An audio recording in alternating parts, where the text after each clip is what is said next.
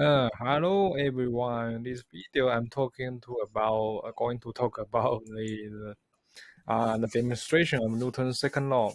Okay. But in fact, there's many examples for Newton's second law. So I'm not going to demonstrate all the problems. I just demonstrate the problem I'm really interested. Okay, and this is a problem I'm really interested. Okay, so and there's a ball here and it's attached to a rope and it's doing a uniform circular motion uniform circular motion. The ball is doing a circular motion,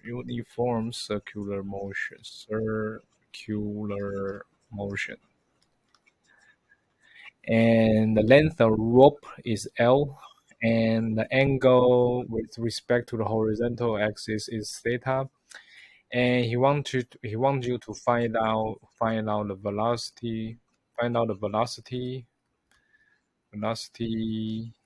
and tension of the rope. And in this problem, we ignore the mass of the rope, the mass of the rope. Okay, so then we can apply the Newton's second law to answer this problem. And like I said, this ball is doing a uniform circular motion. And in previous chapter, we have say that when the object doing a uniform circular motion, he will has the centripetal acceleration. He will has the centripetal acceleration and point to the center of the circle. Okay, he'll point to the center.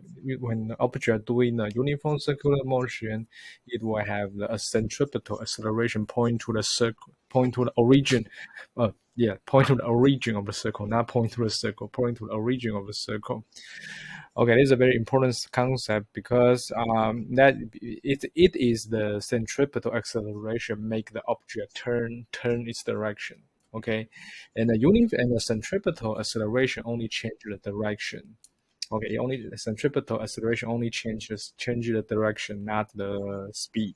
Okay, not the speed of the object. Okay, so first of all, if you want to do this, solve this problem, we have to do a free body diagram, or I can say the force analysis of this object. What kind of force? What kind of force do we have? First of all, the ball has a mass m. Yeah, the ball has a mass m. Okay, mass m. Okay, the ball has mass m. Okay, I forgot it's m. So it feels gravity. You feel the gravity. Okay, ng here, and it also feel a tension on the rope. Also tension on the rope. Okay, and that's it. And you have the centripetal acceleration point to the circle origin of the circle. So that's pretty much all the information. And L is set, theta is set. Okay, so okay, we can start to solve the problem. So the Newton's second law says sigma F equal to ma. Okay, and it's a it's a vector, and force is a summation F equal to ma, and it's in vector form. So when we decompose the vector, so we need to do the x component, y component, and z component. And for this problem, we just simplify to two components. It's xy. Okay, xy.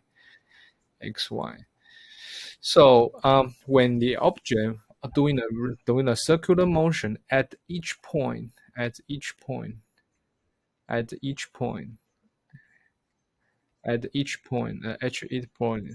this diagram always the same. When the object doing a uniform circular motion at each point on this trajectory, this diagram always the same. It always has tension here, mg down here, and the centripetal acceleration point to the origin of the circle. and each point is the same. Each point, this diagram, force diagram is always the same. Okay. Okay, and we decompose problem is a two-dimensional problem. Okay, so right now, okay, let's see. We think this is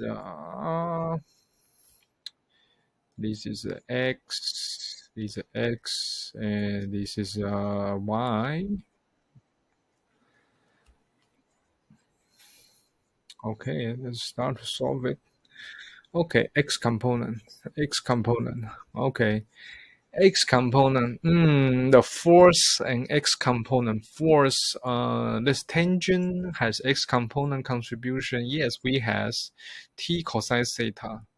Okay, it's x uh t times cosine theta. Does mg has the x component contribution? No, we only have the tension as x component contribution. Okay, so the mass mg doesn't have any x component contribution.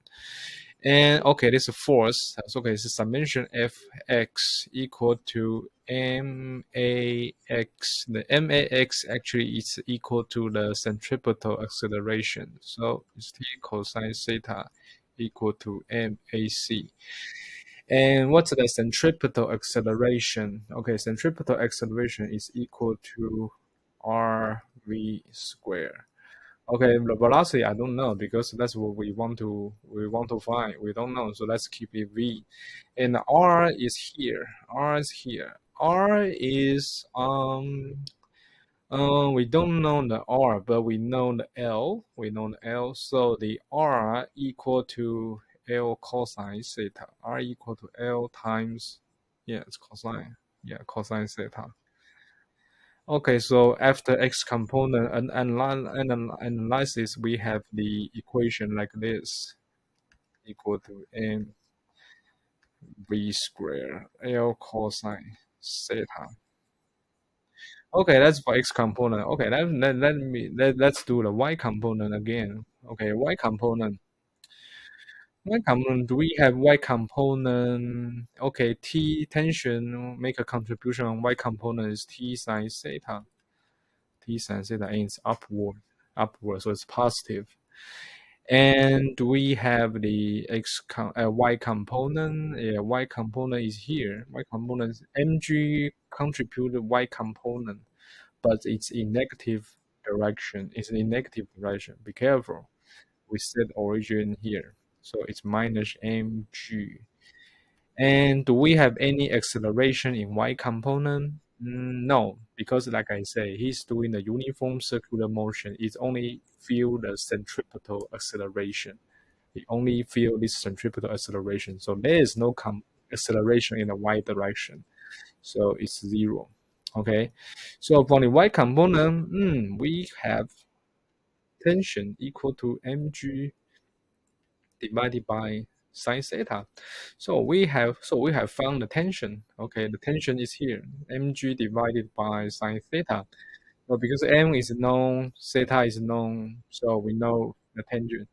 Okay, and what's the velocity? The velocity, let me do a trick here.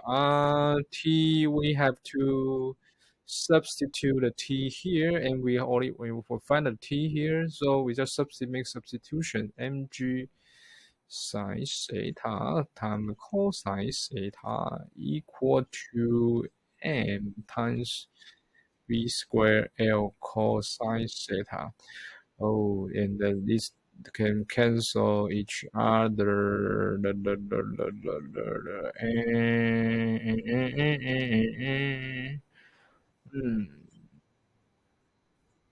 So the v squared equal to gl cosine square.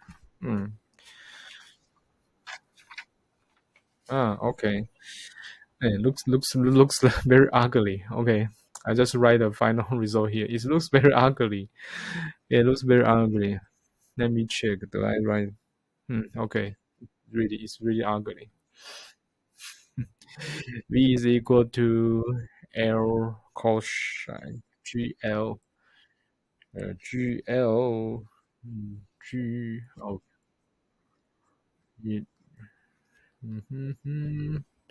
GL cosine theta square divided by sine theta. Okay, so that's because G is known, L is set, theta is set, so the velocity of this object is is expressed like this. So it's very ugly. And let us discuss the answer of let us discuss this answer.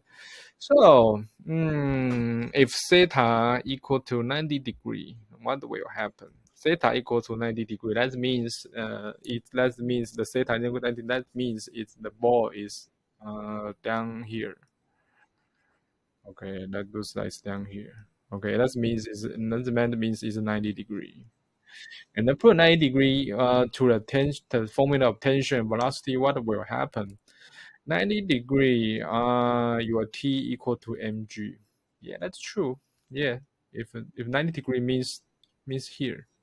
Okay, T equal to mg, and the velocity equal to cosine 90 degrees. So cosine 90 degree, this is should be 0. So your velocity is 0. So if theta is 90 degree, that means there is no motion. There's no motion. Okay. Yeah, if 90 degrees here, it's just the mass is the object here, and attach a rope down here, attach a rope and become like this. So there's no motion. But if theta is equal to 0, theta equal to 0, that means theta is very small. Okay, that means maybe it looks like this. Look like this. Okay, theta is very small. Theta is very small. Small theta objects here. So what will it be? So your T will equal to mg sine, when the theta is goes to 0, sine theta approach to theta. And your velocity, let me see, this is velocity, yeah, your velocity of theta approach to 0, that means theta, okay, and then your V is, I think it looks like this, GL theta, right? Yeah, if theta is small, if theta is very small, that means you have very high tension. Theta equal to 0, that means you have very high tension, and your velocity also very high. Okay, because theta goes to 0, velocity and tension goes to very high, and so if so, it could be if you do the motion, if theta is small, you're doing the motion like this, theta approach to 0. Your rope will feel lots of tension, so it could break the rope when your theta is very small. Your theta is very small, doing the uniform circular motion, and the theta is very small. The tension will be very high. Okay, it could break the rope. Okay. Okay, so let's using Newton's second law and combine the uniform circular motion. Okay, I hope you can under this explanation. I just stop the video here and see you in the next video. Bye bye. Bye bye.